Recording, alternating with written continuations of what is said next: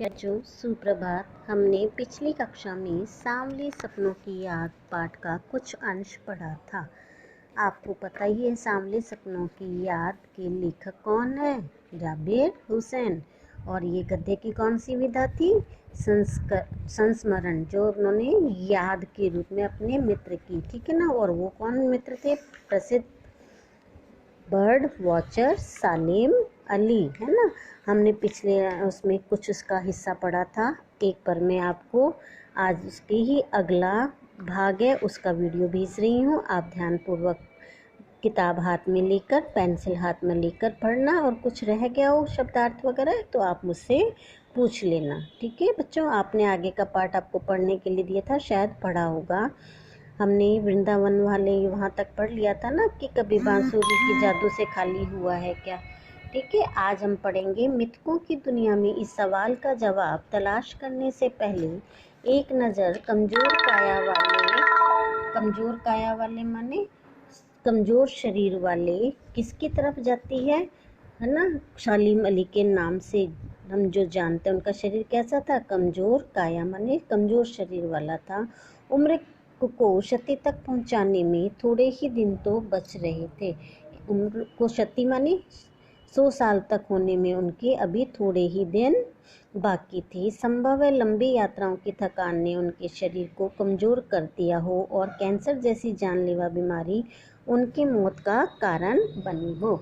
उनको कौन सी बीमारी थी? कैंसर थी।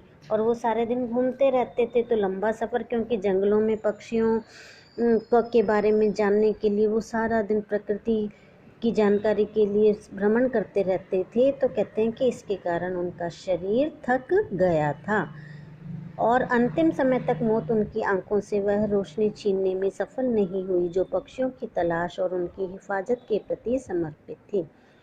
उनका शरीर कमज़ोर हो गया था, लेकिन उनकी आंखों की रोशनी अभी तक भी वैसी ही थी। कहते हैं कि भगवान ने उनको इतनी शक्ति दे रखी थी उनकी आंखों में कि वो अंतिम समय तक पक्षियों की तलाश करते रहे, उनके बारे में जानकारी प्राप्त करते रहे और उनकी हिफाजत माने सुरक्षा के लिए वो हमेशा प्रयास करते रहे, ठीक है ना।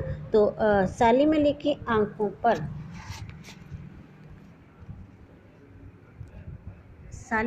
आंखों पर चढ़ी दूरबीन उनकी मौत के बाद ही तो उतरी थी। उनकी आंखों में हमेशा दूरबीन आपको पता ही ना, दूर का जो हमें पास में नज़र आता है और बड़े रूप में, तो वो देखने के लिए उनकी हमेशा दूरबीन आंखों पर चढ़ी रहती थी, जो मौत के बाद ही उतरी थी। उन जैसा बर्ड वॉचर शायद ही कोई हुआ हो, लेकिन एकांत क्षणों में सालिम अली बिना दूरबीन भी देखे गए हैं। कहते हैं कि कई बार वो बिना दूरबीन के भी देखे गए हैं। दूर क्षितिज तक फैली जमीन और झुके आसमान को छूने वाली उनकी नज़रों में कुछ वैसा ही जादू था जो प्रकृति को अपने घेरे में बांध लेता है।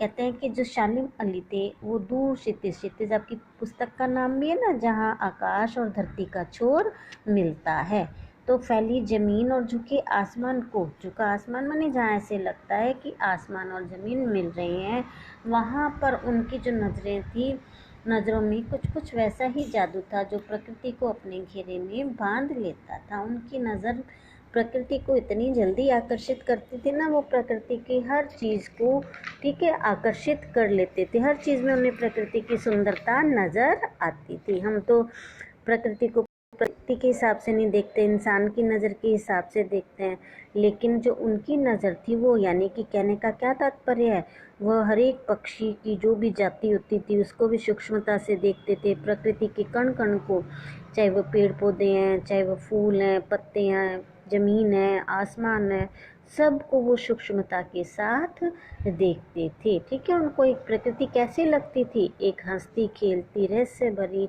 उनको प्रकृति लगती थी, और वो प्रकृति को प्रकृति की तरह देखते थे, इस भगवान की देन के रूप में, है ना। तो कहते हैं कि हम इंसान कैसे देखते हैं प्रकृति को? इंसान की नज़रों से। तो कहते हैं कि उनके लिए वह दुनिया उन्हें बड़ी मेहनत से के लिए गढ़ी थी, और इस गढ़ने में उनकी जीवन साथी तहमीना ने काफ़ी मदद पहुंचाई थी। उनकी पत्नी का नाम क्या था? तहमीना, और वो उनकी सहपाठी थी। विद्यालय समय में वो उनके साथ पढ़ती थी तहमीना, और वो उन्होंने भी उनको प्रसिद्ध बर्ड वॉचर बनने में बहुत सहायता की थी। अपने लंबे रोमांचकारी जीवन में ढेर सारे अनुभवों के मालिक सालिम अली एक दिन केरल की साइलेंट वैली को रेगिस्तानी हवा के झोंकों से बचाने का अनुरोध लेकर चौधरी चरण सिंह से मिले थे। चौधरी चरण सिंह भारत के भूतपूर्व प्रधानमंत्री थे, ठीक है ना। तो केरल की एक वैली, कौन सी, साइलेंट वैली थी, जिसमें रेगिस्तानी हवा के झोंकों से, ठीक है, गर्म हवा के झोंकों से बचाने के लिए, वो इतने सुंदर है, कहते हैं गर्म हवा के झोंकों से क्या होगी, उसकी सुंदरता खत्म हो जाएगी। तो उसका अनुरोध लेकर, उसका लेकर वो प्रधानमंत्री जी के पास गए और चौधरी साहब गांव की मिट्टी पर पड़ने वाली पानी की पहली बूंद का असर जानने वाले नेता थे। अर्थात चौधरी चरण सिंह भी क्या थे, उनका जन्म भी गांव में हुआ था, तो वो भी प्रकृति प्रेमी थे और उनको पता था कि क्या था, कि उनको पता था कि मिट्टी पर पड़ने वाली पानी की पहली बूंद का असर जानने वाले नेता का मतलब क्या है, कि वो भी प्रकृति की हर एक चीज़ों से परिचित थे, ठीक है ना। और उन्होंने क्या, सालिम अली के अनुरोध को भी स्वीकार किया।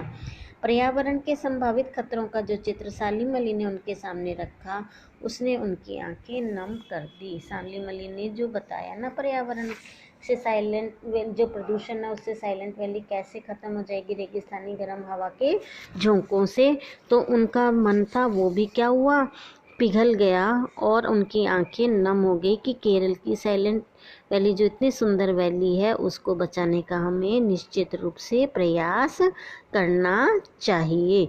तो उन्होंने सालिम अली की बात को ध्यान से सुना और जब उन्होंने उनके बारे में बताया तो उनकी आंखें नम हो जाने, माने उनकी आंखों में प्रकृति के प्रदूषण के बारे में जानकर आंखों में उनके आंसू आ गए।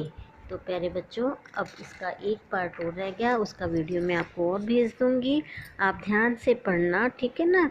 और आप इसके शब्दार्थों को भी लिखते जाना और उसके बारे में जानते जाना। अगर आपको कोई भी प्रश्न पूछना है तो आप मुझसे पूछ सकते हो।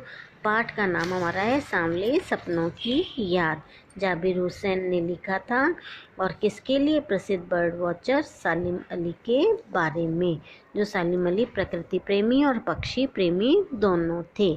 ठीक है बच्चों, कुछ ना समझ में आया हो तो आप मुझसे पूछ सकते हो, कोई अर्थ रह गया हो आपका तो आप वो लिख सकते हो, ठीक है। धन्यवाद, जय हिंद।